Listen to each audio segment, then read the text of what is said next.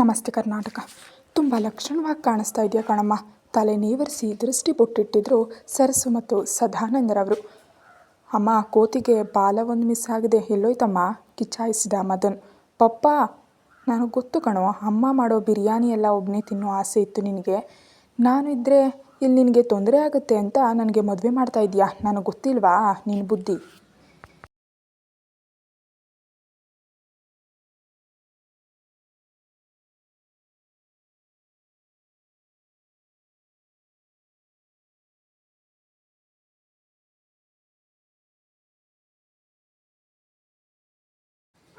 ಅಮ್ಮ ಮಾಡೋ ಬಿರಿಯಾನಿ ಸಾಲಲ್ಲ ಅಂತ ಹೋಟೆಲ್ಗೆ ಹೋಗಿ ಬಿರಿಯಾನಿ ಜೊತೆಗೆ ಮ್ಯಾನೇಜರ್ದು ತಲೆನೂ ತಿಂದು ಬರ್ತಿದ್ದೋಳೆ ನೀನು, ನಾನಲ್ಲ. ಮದನ್ ಮೂತಿ ಮುರಿದ. ಈ ಹಾಳಾದ ಹೋಟೆಲ್ ಬಿರಿಯಾನಿಯಿಂದನೇ ಇವತ್ತು ಈ ಮದುವೆ ಆಗ್ತಿರೋದು. ಏನಾದರೂ ಮ್ಯಾನೇಜರ್ ನನ್ನ ಕೈಗೆ ಇವತ್ತೇನಾದರೂ ಸಿಗಬೇಕು. ಚಿಕನ್ 65 ಮಾಡೋನಿಗೆ ಮ್ಯಾನೇಜರ್ ಮಟನ್ ಫ್ರೈ ಮಾಡಿಬಿಡ್ತೀನಿ.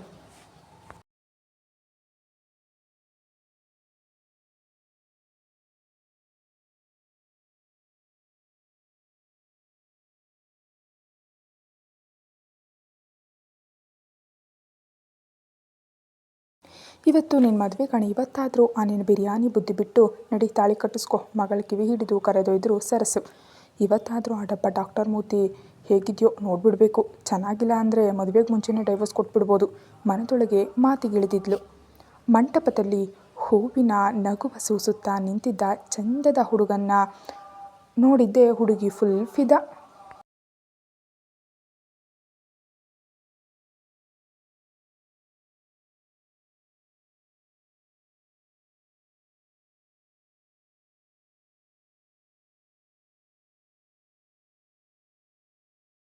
ಮಿಂಚಿನ ನೋಟದ ಒಡೆಯ, ಮುಗ್ಧ ನಗುವಿನ ಚೆಲುವ, ಹೂವಿನಷ್ಟೇ ಸುಂದರ, ಕುಡಿ ಮೀಸೆಯ ಕುವರ. ಅವಳ ಮನ ಸಾಲುಗಳ ಗೀಚಲು ಶುರುವಿಡ್ತು. ಏನೇ ಅಮ್ಮು, ಲಡ್ಡು ಬಂದು ಬಾಯಿಗೆ ಬಿತ್ತಾ? ನಮ್ಮ ಭಾವನ ಹಾಗೆಲ್ಲ ನೋಡ್ಬಿಡ್ವೆ, ದೃಷ್ಟಿಯಾಗತ್ತೆ. ನಾಚಿಕೆ ಬಂದಿತ್ತವಳಿಗೆ, ತಲೆ ತಗ್ಸ್ಬಿಟ್ಲು.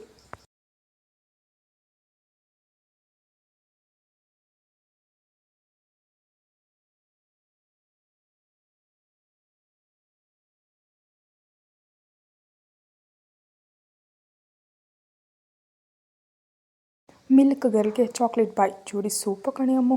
ಆದರೂ ಪಾಪ ಕಣೆ, ನಮ್ಮ ಭಾವನ ನೋಡಿದ್ರೆ ಅಯ್ಯೋ ಅನಿಸುತ್ತೆ. ಮೆಲ್ಲಗೆ ಉಸಿರಿದ್ದ ಮದನ್. ಯಾಕೋ? Cool baby cool. ನಿನ್ನಂಥ ಗಯ್ಯಾಳಿನ ಬಜಾರಿನ ಮದುವೆ ಆಗ್ತಾವ್ರಲ್ಲ ಅಂತ. ಪಾಪ ಕಣೆ, ಅವ್ರ ಫ್ಯೂಚರ್ ನೆನೆಸ್ಕೊಂಡ್ರೆ ಭಯ ಆಗ್ತಿದೆ.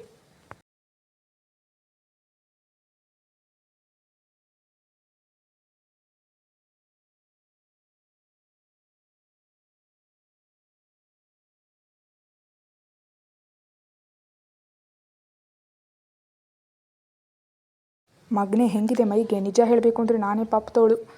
ಅವನು ಬಜಾರ ಗಯ್ಯಾಳ, ಅದೆಷ್ಟು ಮಾತಾಡ್ತಾನೆ ಗೊತ್ತಾ? ನನ್ನ ಫ್ಯೂಚರ್ ಹಾಳಾಗ್ತಿರೋದು. ಸ್ವಲ್ಪ ಬಾಯಿ ಮುಚ್ಕೊಂಡಿರು. ನಿಮ್ಮಿಬ್ಬರ ಜಗಳ ನಿಲ್ಲೋದೇ ಇಲ್ವಾ? ಅಮ್ಮು, ಬಾಯಿ ಮುಚ್ಕೊಂಡು ಬಾ, ಇಲ್ಲಿದ್ದರೆ ಪೊರಕೆಲೆ ಬೀಳುತ್ತೆ ಓದೆ. ಗದರಿದ್ರು ಸರಸು. ಹೇ ಸರಸು, ಬಿಟ್ಟರೆ ಇವತ್ತು ಪೊರಕೆ ತರ್ತಾಳೆ. ಬಾಯಿ ಮುಚ್ಚಿದೆ ವಾಸಿ. ಒಳಗೊಳಗೆ ಗೊಣಗಿ ಮುಂದೆ ನಡೆದ್ಲು.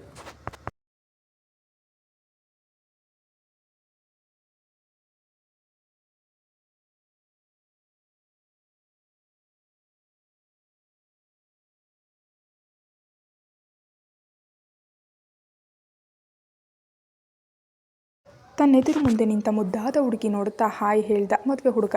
ಹುಡುಗಿ ಎದ್ದು ಮೌನವ್ರತ. ಹಲೋ ಹಲೋ ಮಿಸ್, ಮಾತನಾಡಿಸೋ ಪ್ರಯತ್ನ ನಡೆಸ್ತಾ. ಯಾಕ್ರಿ, ಮದುವೆ ದಿನ ಮೌನವ್ರತ ಮಾಡಬೇಕು ಅಂತ ಯಾರಾದರೂ ಹೇಳಿದಾರಾ?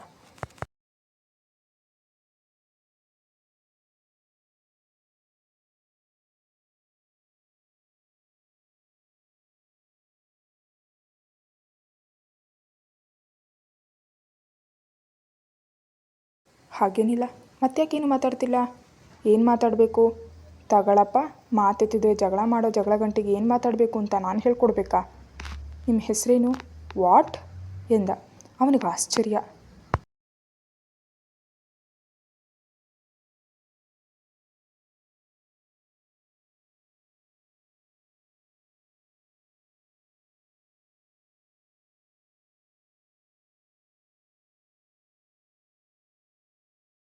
ಇದ್ಯಾವ ಸೀಮೆ ಹೆಸ್ರಯ್ಯ? ಥೂ, ವಾಟ್ ಬಾಟ್ ಚಾಟ್ ಅಂತಲ್ಲ ಹೆಸರು ಬಂತ? ಕಾಲ ಕೆಟ್ಟೋಯ್ತು ನೋಡು. ನನ್ನ ಗಂಟ ಇಂಥ ಕಿತ್ತೋದ ಹೆಸರೆಲ್ಲ ಇಟ್ಕೊಳ್ಳೋ ಆಗಿಲ್ಲ. ಮೊದಲು ಹೆಸರು ಚೇಂಜ್ ಮಾಡ್ಕೊ, ಆಮೇಲೆ ತಾಳಿ ಕಟ್ಟು. ನನ್ನ ಹೆಸರಿನ ಜೊತೆ ನಿನ್ನ ಹೆಸರನ್ನು ಬೇರೆ ಸೇರಿಸ್ಕೋಬೇಕು ಇನ್ನು ಮುಂದೆ. ಕೇಳಿದವರಿಗೆ ನಾನು ಏನು ಅಂತ ಹೇಳೋದು? ಅಮೃತ ವಾಟ್ ಅಂತಾನ? ಥೂ. ಅವಳದು ನಿಲ್ಲದ ವಟವಟ. Hello hello mike ಮಾತಿನ್ಮಲ್ಲಿ.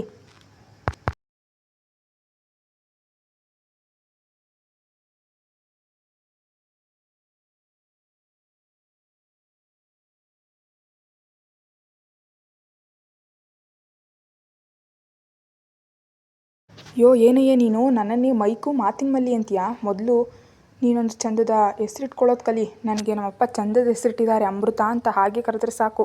Hello missus ಅಮೃತ. ಅಕ್ಷಯ್ ಸ್ವಲ್ಪ ಶಾಂತರಾಗಿ ನಕ್ಬಿಟ್ಟ. ವಾಟ್?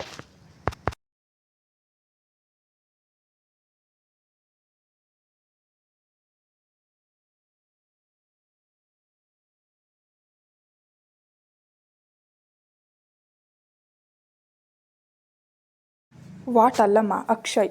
ಮತ್ತ್ಯಾಕ ಯಾವಾಗಲೇ ಹೆಸರು ಕೇಳಿದ್ರೆ ವಾಟ್ ಅಂದೇ ಮೂತಿ ತಿರುಬದ್ಲು. ಹುಡುಗನ ಹೆಸರನ್ನೇ ತಿಳಿದುಕೊಳ್ಳದೆ ಮದುವೆ ಮಂಟಪದಲ್ಲಿ ಹೆಸರು ಕೇಳಿದರೆ ಮೊದಲನೇ ಬೋಪಿಣಿ ನೀನೇ ಇರಬೇಕು. ಅದಕ್ಕೆ ಸ್ವಲ್ಪ ಶಾಕ್ ಆಯ್ತಷ್ಟೆ.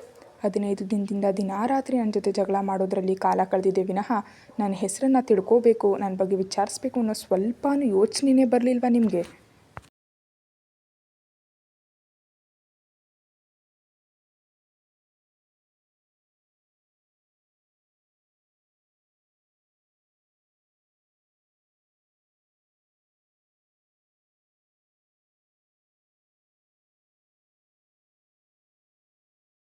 ಇಲ್ಲ ಕಣಯ್ಯ, ಯಾಕಮ್ಮಣ್ಣಿ, ಯಾರ್ಯಾರ್ದು ಜೊತೆ ಮದುವೆ ಆದರೆ ಜೀವನ ಕಷ್ಟ ಆಗುತ್ತೆ ಅಂತ ನಾದರೂ ನನ್ನ ಬಗ್ಗೆ ವಿಚಾರ ಮಾಡಬೇಕಿತ್ತಲ್ವಾ? ನನಗೆ ವಿಚಾರ ಮಾಡಬೇಕು ಅಂತ ಮನಸ್ಸಿಗೆ ಬರಲೇ ಇಲ್ಲ. ಚಿಕ್ಕಂದಿನಿಂದ ನಮ್ಮೆಲ್ಲರ ಬೇಕು ಬೇಡಗಳನ್ನು ನೋಡ್ಕೊಂಡಿದ್ದು ನಮ್ಮ ತಂದೆ ತಾಯಿ ಅಲ್ವಾ? ಅಂದಮೇಲೆ ಅವರು ಮುಂದಿನ ಭವಿಷ್ಯಕ್ಕಾಗಿ ಯೋಚನೆ ಮಾಡದೆ ಯಾವುದೋ ದಡ್ಡ ಶಿಖಾಮಣಿಗೆ ನನ್ನನ್ನು ಗಂಟು ಹಾಕಲ್ಲ ಅನ್ನೋದು ಗೊತ್ತಿತ್ತು. ಎಲ್ರಿಗೂ ನನ್ನಂದರೆ ಸ್ವಲ್ಪ ಹೆಚ್ಚೇ ಪ್ರೀತಿ. ಅಪ್ಪ ಯಾವಾಗಲೂ ಶಾಂತವಾಗಿದ್ದರೂ ಅವರ ಆಲೋಚನೆಗಳು ಅಷ್ಟೇ ಶಾಂತವಾಗಿ ಇರುತ್ತೆ.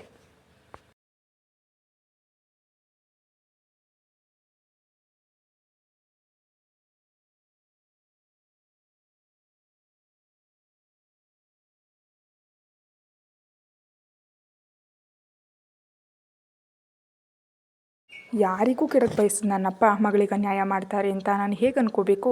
ಇನ್ನು ನಮ್ಮ ಸರ್ಸು ಯಾವಾಗಲೂ ನನ್ನ ಜೊತೆ ಜಗಳ ಮಾಡ್ತಾನೆ ಇದ್ದರೂ ಅಪ್ಪರಿಗಿಂತ ಹೆಚ್ಚು ಪ್ರೀತಿ ಮಾಡೋದು ಅವಳೆ. ನನ್ನ ಮೇಲಿನ ಪ್ರೀತಿಗೆ ನನ್ನ ಜೊತೆ ಜಗಳ ಮಾಡೋದು, ಹಾಳಾದ ಜಗಳದಲ್ಲಿ ನನಗೆ ಅವಳ ಪ್ರೀತಿನೇ ಕಾಣಿಸೋದು. ಇನ್ನಿರೋದು ಒಬ್ಬನೇ ದೇವ್ರು ಕೊಟ್ಟಣ್ಣ. ಅವನಿಗೆ ನಾನೆಂದರೆ ತುಂಬ ತುಂಬ ಇಷ್ಟ. ಎಷ್ಟು ಅಂತ ನಿಮ್ಮನ್ನು ನೋಡಿದ್ರೆ ಗೊತ್ತಾಗ್ತಾ ಇದೆ ಎಂದು ಯಾವತ್ತೂ ಅವನ ಬಳಿ ಒಂದಷ್ಟು ವಿಷಯಗಳನ್ನು ಹೇಳಿದ್ದೆ. ನಾನು ಮದುವೆ ಆಗೋ ಹುಡುಗ ಹಾಗಿರಬೇಕು ಹೀಗಿರಬೇಕು ಅಂತ ನನ್ನದೇ ಆದ ಕಲ್ಪನೆಗಳು ಅವನ ಬಳಿ ಹಂಚಿಕೊಂಡಿದ್ದೆ. ನಾನು ನನ್ನ ಗಂಡ ಹೇಗಿರಬೇಕು ಅಂತ ಹೇಳಿದ್ನೋ ಅದೇ ಥರ ಹೇಳಿ ಮಾಡಿಸಿ ತಂದು ಕೂರಿಸಿರೋ ಹಾಗಿದೆ. ಇಷ್ಟೊಂದು ಪ್ರೀತಿ ಮಾಡೋ ಅಮ್ಮ ಅಪ್ಪ ಅಣ್ಣ ತೋರಿಸಿದ ಹುಡುಗನ್ನ ಮದುವೆ ಆಗದೇ ಇದ್ದರೆ ತಪ್ಪಾಗಲ್ವಾ ಎಂದಳು ಅಮೃತ.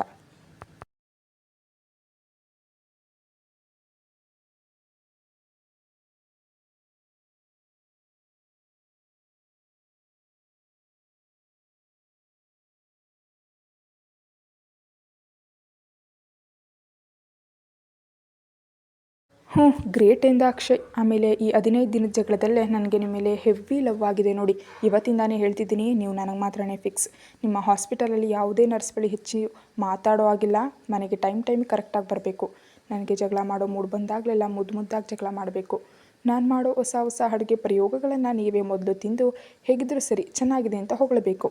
ಹೇಗಿದ್ದರೂ ನೀವು ಡಾಕ್ಟರ್. ಏನಾದರೂ ಹೆಚ್ಚು ಕಡಿಮೆ ಆದರೆ ನಿಮಗೆ ಬೇರೆ ಡಾಕ್ಟರ್ ಟ್ರೀಟ್ಮೆಂಟ್ ಅವಶ್ಯಕತೆಯೇ ಇರಲ್ಲ ಅಲ್ವಾ? ಅವಳ ನಿಲ್ಲದ ಲಿಸ್ಟ್ಗೆ ಕೈ ಮುಗಿದು ಬಿಟ್ಟ ಹುಡುಗ.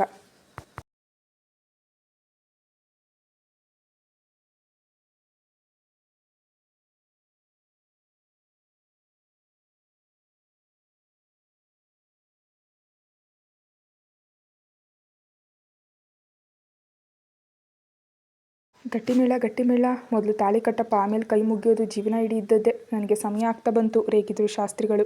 ಅಕ್ಷಯ್ ಪೆಚ್ಚು ಮೋರೆ ಹಾಕೊಂಡು ತಾಳಿ ಕಟ್ತಿದ್ರೆ ಅಕ್ಷಯ್ನ ಪೆಚ್ಚು ಮೂತಿ ಕಂಡು ಎಲ್ಲ ಗೊಳ್ಳೆಂದು ನಕ್ಬಿಟ್ರು. ಸ್ವಲ್ಪ ಎಲ್ಲರೂ ಬಾಯಿ ಮುಚ್ಕೊಂಡಿರ್ತೀರಾ?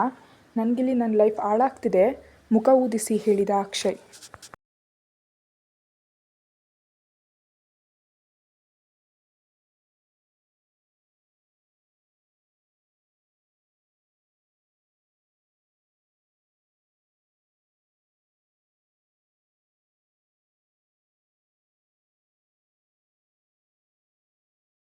ಭಾವನ ಊದಿದ ಮುಖ ನೋಡ್ಲಾಗ್ದೆ, ಲೇಲೆ ರಾಕ್ಷಸಿ, ದೇವ್ರು ಕೊಟ್ಟು ತಂಗಿ, ಅನ್ಯಾಯವಾಗಿ ನಮ್ಮ ಭಾವನ್ನ ಬ್ಯಾಚುಲರ್ ಲೈಫ್ನ ಹಾಳು ಮಾಡಿಬಿಟ್ಟಿಯಲ್ಲೇ ರಾಕ್ಷಸಿ, ತಲೆ ಮೇಲೆ ಕೈ ಹೊತ್ತು ಹೇಳ್ದ ಮದನ್. ಬಾಯಿ ಮುಚ್ಕೊಂಡಿದ್ರೆ ಸರಿ ಮದನ್.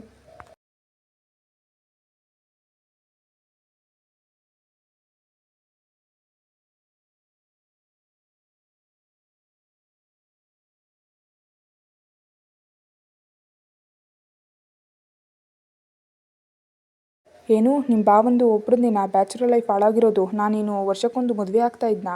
ನಂದು ಇದೇ ಮೊದಲನೇ ಮದುವೆ. ನನ್ನ ಬ್ಯಾಚುಲರ್ ಲೈಫ್ನ ಅನ್ಯಾಯವಾಗಿ ನೀವೆಲ್ಲರೂ ಒಟ್ಟಾಗಿ ಸೇರಿ ಹಾಳು ಮಾಡಿದ್ದೀರಿ. ಅವಳು ನಾಟಕ ಅವಳದು. ಮದನ್, ನೀವು ಹೇಳಿದಿರಿ, ನಾನೇ ಕೇಳದೆ ತಪ್ಪು ಮಾಡಿಬಿಟ್ಟೆ. ಇವಾಗ ಅನಿಸ್ತಿದೆ ಇದೆಲ್ಲ ಬೇಕಿತ್ತಾ ನನಗೆ ಅಂತ.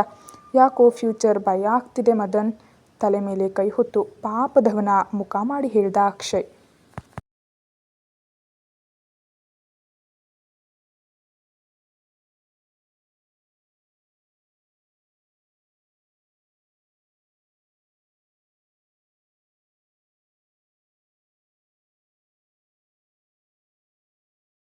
ಏನೋ ಏನಂತ ಹೇಳ್ದೋ ಡಬ್ಬ ಬ್ರದರ್. ಕೋಪ ಬಂದಿತ್ತವಳಿಗೆ. ಈ ಗಯ್ಯಾಳಿನ ಮದುವೆ ಆದರೆ ನಿಮ್ಮ ಇಡೀ ಜೀವನ ಸರ್ವನಾಶ ಆಗೋದು ಪಕ್ಕಾ. ಬೇರೆ ಯಾರನ್ನಾದ್ರೂ ಮದುವೆ ಆಗಿ ಇಷ್ಟೊಂದು ಹ್ಯಾಂಡ್ಸಮ್ ಬಾಯ್ ಆಗಿ ಇರುವಾಗ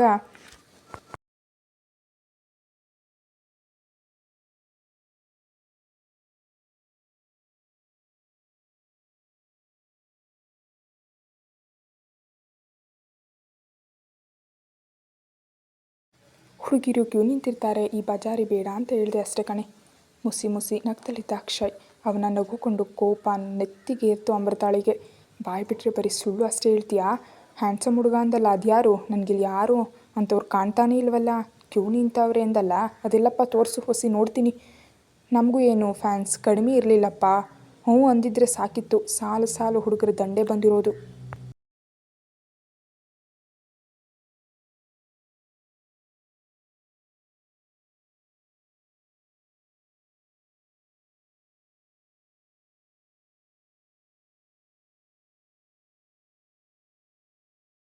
ನಾನು ಹೋಗಲಿ ಪಾಪ ಅಂತ ಈ ಡಬ್ಬ ಡಾಕ್ಟ್ರನ್ನ ಮದುವೆ ಆಗಿದ್ದು. ಜೀವನದಲ್ಲಿ ಒಮ್ಮೆ ಆದರೂ ಸತ್ಯ ಹೇಳೋದು ಕಲಿ. ಸತ್ತ ಮೇಲೆ ಸ್ವರ್ಗಕ್ಕೆ ಹೋಗ್ತೀಯಾ, ಇಲ್ದಿದ್ರೆ ನರಕಾನೇ ಫಿಕ್ಸು. ಅಮ್ಮಣ್ಣಿ, ನಾನು ಯಾವಾಗಲೂ ಸತ್ಯನೇ ಹೇಳೋದು. ದ ಗ್ರೇಟ್ ಸತ್ಯ ಸದಾನಂದ್ರವರ ಏಕೈಕ ಪುತ್ರ ನಾನೇ ಕಣಮ್ಮ. ಸುಳ್ಳು ಜಾಯಮಾನದಲ್ಲೇ ಹೇಳಿಲ್ಲ. ನಾನು ಯಾಕೆ ನರಕಕ್ಕೆ ಹೋಗಲಿ ಪಾಪ. ನಮ್ಮ ಭಾವಂಗೆ ಬದುಕಿರೋವಾಗಲೇ ನರಕ ತೋರಿಸ್ಬೇಡ ನೀನು. ಥೂ ಥೂ ಪಾಪಿ, ಒಂದು ದಿನವಾದರೂ ನನಗೆ ಸಪೋರ್ಟ್ ಮಾಡಿದ್ಯಾ?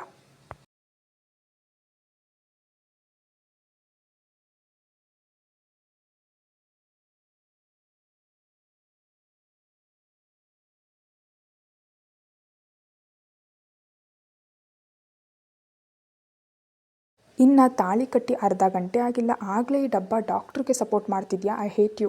I hate you too darling. Sir ನಿನ್ನ ಮಗನಿಗೆ ಹೇಳು ಬಾಯಿ ಮುಚ್ಕೊಂಡಿರೋಕೆ, ಇಲ್ದಿದ್ರೆ ಇವತ್ತೇ ಇವನ್ನ ಸಾಯಿಸಿ ನಾನು ಜೈಲಿಗೆ ಹೋಗ್ತೀನಿ. ಈ ಡಬ್ಬ ಡಾಕ್ಟ್ರ್ ಜೊತೆ ಹೋಗೋದಾದ್ರೂ ತಪ್ಪತ್ತೆ.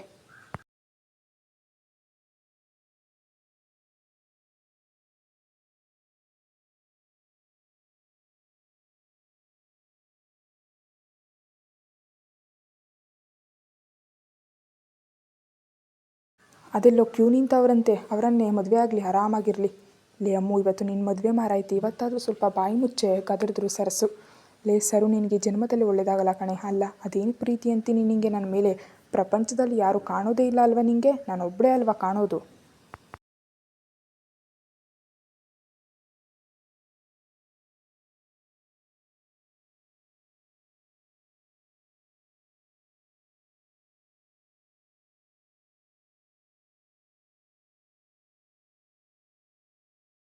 ಅಯ್ಯೋ ದೇವ್ರೆ, ಇವತ್ತು ಬೆಳಗ್ಗೆನೇ ಯಾರ ಮುಖ ನೋಡಿದ್ವಪ್ಪ, ಹುಚ್ಚರ ಥರ ಆಡ್ತಾವ್ರೆ ಗೊಣಗುತ್ತಲೇ. ಅರುಂಧತಿ ನಕ್ಷತ್ರ ತೋರಿಸಿ ಮೊದಲು ಮನೆಗೆ ಹೋಗ್ತೀನಿ, ಬನ್ನಿ ಬೇಗ. ಇಲ್ಲೇ ಇದ್ದರೆ ನನಗೂ ಹುಚ್ಚು ಬರೋದು ಗ್ಯಾರಂಟಿ.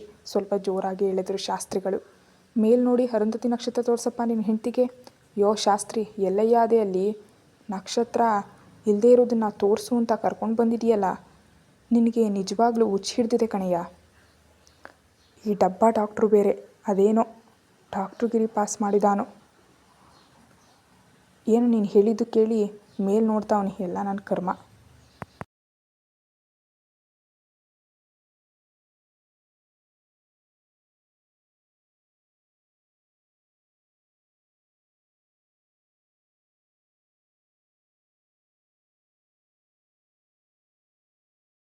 ಅಯ್ಯೋ ತಾಯಿ, ಅದು ಶಾಸ್ತ್ರ ಕಣವ. ಅವನು ಮೇಲ್ ತೋರಿಸಿ ಕಾಣಿಸ್ತಾ ಅಂತಾನೆ, ನೀನು ಹ್ಞೂ ಕಾಣ್ತು ಅಂತ ಹೇಳಿದ್ರೆ ಸಾಕು, ನಾ ಮನೆಗೆ ಹೊರಟೋಗ್ತೀನಿ. ಹಾಂ ಲೊಟ್ಟೆ, ಕಾಣದೇ ಇರೋದನ್ನ ಕಾಣ್ತು ಅಂತ ಅದು ಹೇಗೆ ಹೇಳಿ? ನಾನು ಸತ್ರು ಸುಳ್ಳು ಹೇಳಲ್ಲ. ಕರ್ಕೊಂಡು ಬಂದಿದ್ಯಾ, ನಕ್ಷತ್ರ ತೋರಿಸಿದ್ರೇ ವಾಪಸ್ ಬರಲ್ಲ ನಾನು.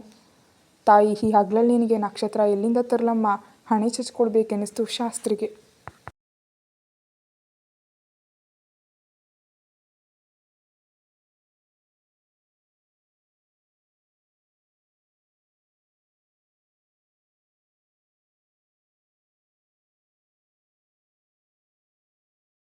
ಮತ್ತ್ಯಾಕಯ್ಯ ಇಲ್ಲಿ ಕರ್ಕೊಂಡು ಬಂದೆ? ನಿನಗೆ ದುಡ್ಡು ಮಾಡೋಕ್ಕೆ ಬೇರೆ ದಾರಿ ಸಿಗಲಿಲ್ವಾ? ಸುಳ್ಳು ಹೇಳಿ ಸಂಪಾದನೆ ಮಾಡ್ತಿದ್ಯಲ್ಲ, ಇವಾಗ ನಕ್ಷತ್ರ ತೋರಿಸ್ಲಿಲ್ಲ ಅಂದರೆ ನಿನ್ನ ಸಂಭಾವನೆ ಕೊಡಲ್ಲ ನೋಡು. ತೋರು ಬೆರಳು ತೋರುತ್ತಾ ಸೊಂಟದ ಮೇಲೆ ಕೈಯಿಟ್ಟು ಪ್ರಶ್ನಿಸಿದ್ಲು ಅಮೃತ. ಅರುಂಧತಿ ವಸಿಷ್ಠ ಮಹರ್ಷಿಗಳ ಹೆಂಡತಿ, ಕನಸಿನಲ್ಲೂ ಪರಪುರುಷರ ಬಯಸಿದ ಹೆಣ್ಣು. ಸಪ್ತ ಮಂಡಲದಲ್ಲಿ ಇರುವ 7 ನಕ್ಷತ್ರಗಳಲ್ಲಿ 2 ನಕ್ಷತ್ರಗಳಿಗೆ ಅರುಂಧತಿ ವಸಿಷ್ಠ ಅನ್ನೋ ಹೆಸರಿಟ್ಟಿದ್ದಾರೆ. ಯಾವಾಗಲೂ ಜೋಡಿಯಾಗಿ ಅಂಟ್ಕೊಂಡು ಇರ್ತವೆ. ಹಾಗಾಗಿ ಹೊಸ ದಂಪತಿಗಳಿಗೆ ಈ ನಕ್ಷತ್ರಗಳ ಹಾಗೆ ಕಷ್ಟ ಸುಖದಲ್ಲೂ ಜೊತೆಯಾಗಿ ಬಾಳಿ ಅಂತ ನಕ್ಷತ್ರ ತೋರಿಸ್ತಾರ್ ಕಣಮ್ಮ.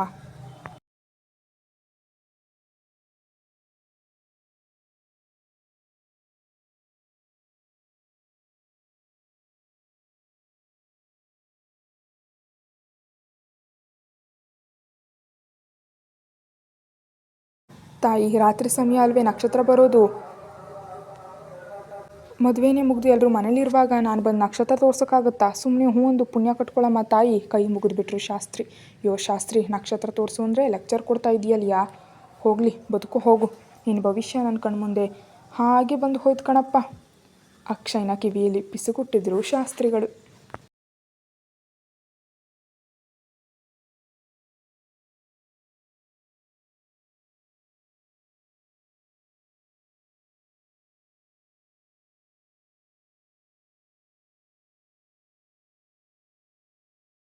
ಯೋ ಶಾಸ್ತ್ರಿ, ಏನಯ್ಯ ಅದು ಗುಸುಗುಸು? ಏನಿಲ್ಲ ಕಣಮ್ಮ, ಒಳ್ಳೆ ಹುಡುಗಿನ ಮದುವೆ ಆಗ್ತಿದೆಯಾ ಅಂತಿದೆ ಅಷ್ಟೇ. ಯೋ ಶಾಸ್ತ್ರಿ, ನೀನೇನು ನನ್ನ ಒಳ್ಳೆಯವಳು ಅನ್ನೋದು? ಅವ್ರಿಗೆ ಗೊತ್ತಿದ್ದೆ ಮದುವೆ ಆಗಿದ್ದು. ಒಳ್ಳೇದು ತಾಯಿ, ನಡೀರಿ ಒಳಗಡೆ ಹೋಗುವ. ಅದೆಲ್ಲ ಆಗೋಕ್ಕಿಲ್ಲ, ನಾನು ಬರೋಕ್ಕಿಲ್ಲ ಅಂದರೆ ಬರೋಕ್ಕಿಲ್ಲ.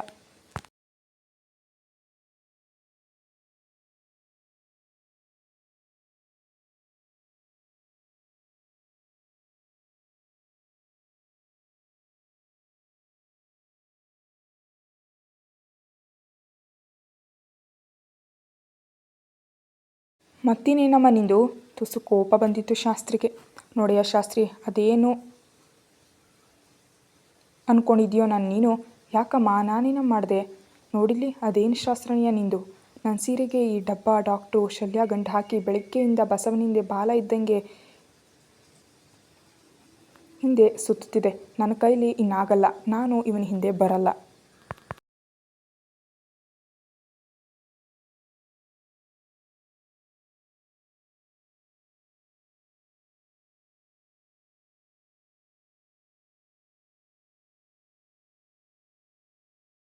ಲೇ ಮೈಕು, ಅದೆಷ್ಟೇ ಮಾತಾಡ್ತೀಯಾ? ಎಲ್ಲರೂ ಮದುವೆಯಲ್ಲೂ ಇದೇ ಥರ ಶಾಸ್ತ್ರ ಮಾಡೋದು ಯಾಕೆ ಪಾಪ? ಮುದುಕನ ಪ್ರಾಣ ತಿಂತಿದೆಯಾ? ಕಿವಿಯತ್ತ ಬಾಗಿ ಪಿಸಿಗುಡ್ತ ಅಕ್ಷಯ್. ಮತ್ತಿನೇನು, ನಿನ್ನ ಹಿಂದೆ ಹಿಂದೆ ಬರಲ್ಲ? ಅದೆಲ್ಲ ಆಗೋಕ್ಕಿಲ್ಲ. ಬಾಯಿ ಮಾತೆಲ್ಲ ಕೇಳಲ್ಲ ಇವರು. ಮಾಡ್ದಿನ ತಡಿ ಎನ್ನುತ್ತಾ ತನ್ನೆರಡು ತೋಳುಗಳಲ್ಲಿ ಬಂಧಿಸಿ ಎತ್ಕೊಂಡು ಒಳ ನಡೆದ ಅಕ್ಷಯ್.